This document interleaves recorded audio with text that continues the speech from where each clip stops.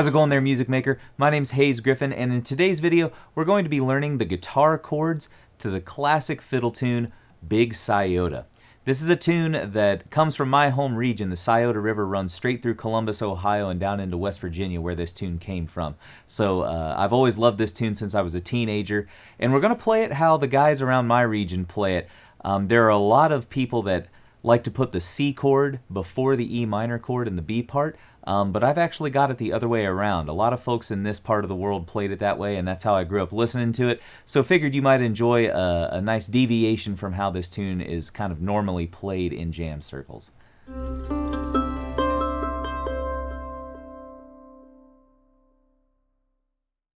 Before we go ahead and dive into the lesson, if you haven't had a chance, hit that subscribe button below and the bell notification button. That way you'll get notified whenever we upload our new weekly videos here at Mandolin Secrets. We've got Guitar Club videos coming your way like today's video, as well as mandolin content, so definitely hit that notification button if you want to stay in the loop. Also, if you're interested in a more enhanced learning experience with PDFs of the tablature and sheet music to lessons like today's, as well as backing tracks, play-alongs, and other goodies, check out the link to mandolinsecrets.com below in the description. There you'll find more information about our Guitar Club membership, which is where you'll find all of the flat-picking content like today's lesson.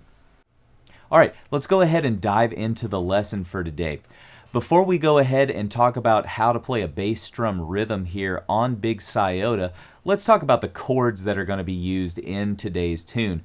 The A part to this tune is pretty simple. We've just got a G chord, and I'm using the 4-finger variation here. So I've got my pinky on the top string, the top E string there at the 3rd fret, ring finger on the 3rd fret of the B, index finger on the 2nd fret of the A string, and middle finger on the 3rd fret of the low E. And then we've got a C chord. I'm actually using this variation today and switching back and forth to do my alternating bass. So we've got ring finger on 3rd fret of A, middle finger on the 2nd fret of D, open G, index finger on 1st fret of B, and open E. And then what I was talking about for our bass strum pattern, when I hit that A string and then strum, I actually move my ring finger down to the E string on the 3rd fret and hit that string and then strum. Some folks, instead of doing that kind of rocking back and forth like I do here, some people play this 4-finger C chord that I just grabbed, where you put your pinky where the ring finger was on the A string, and then you put your ring finger and just plant it there on that low E string. So you can think about that 4-finger variant if you want, but today in the demonstration I'm going to use the 3-finger version. And then we've got the D chord. So index on 2nd fret of the G, ring finger on 3rd fret of B, and middle finger on 2nd fret of high E. And then strumming from the D string down. And our alternating bass on that one is actually D, strum, and then your open A and strum. Don't need to move any fingers there. And I forgot to mention, for the G, our bass drum that we're going to be using today is hit that low E string, which is a G note, strum, and then D string, and strum, top 4 strings. In the B part, we run up against that E minor chord, and when that happens, it's actually pretty easy, right? So your E minor is just 2 fingers, middle finger on 2nd fret of A, and then ring finger on 2nd fret of D, low E string, strum, and then A string, strum. So we're just going to be using that basic bass drum pattern for each of these chords today. But there's actually a few kind of things that I threw in to kind of spice up playing rhythm on this tune. I really like to do a bass walks, they call it, in my kind of bass drum rhythm style. I stole this from players back in the kind of brother duet era of country music, kind of pre-bluegrass stuff. I really love Charlie Monroe's bass runs on a lot of the Monroe Brothers records. And actually, the Carter family has a lot of good bass runs on their early material too. So kind of back in that 30s time period we're talking here, I stole inspiration for this stuff. So the first bass run that we're doing is actually in the 5th bar of the A part. In the 5th bar, we actually just get one bass strum, and then we play an open A string and the 2nd fret of the A string to walk into that first note of our C chord in the next measure. It's really common to use just the last 2 beats of a measure to do a 2-beat bass walk into your next chord.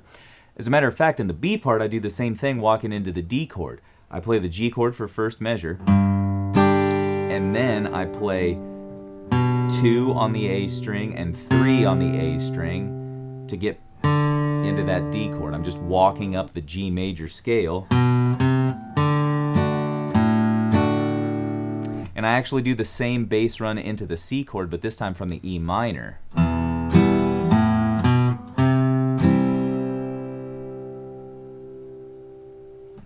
So there are a couple bass runs to look out for here, but I think these will provide really neat tools for you, not just to use in Big Sciota, but other tunes as well.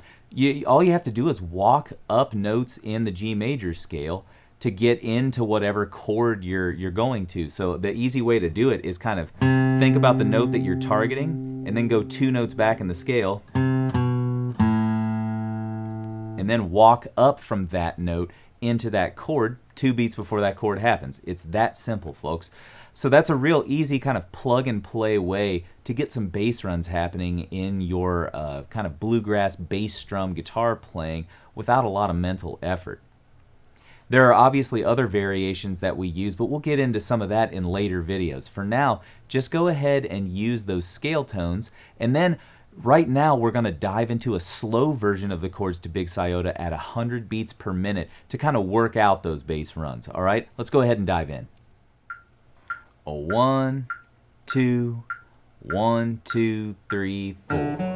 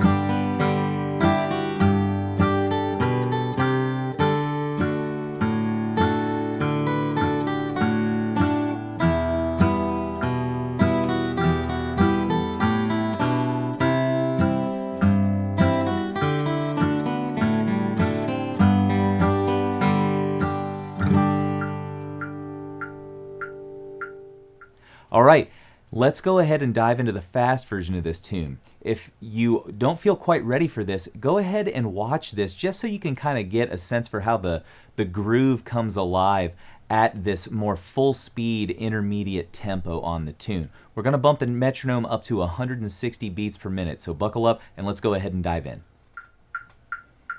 1, 2, 1, 2, 3, 4.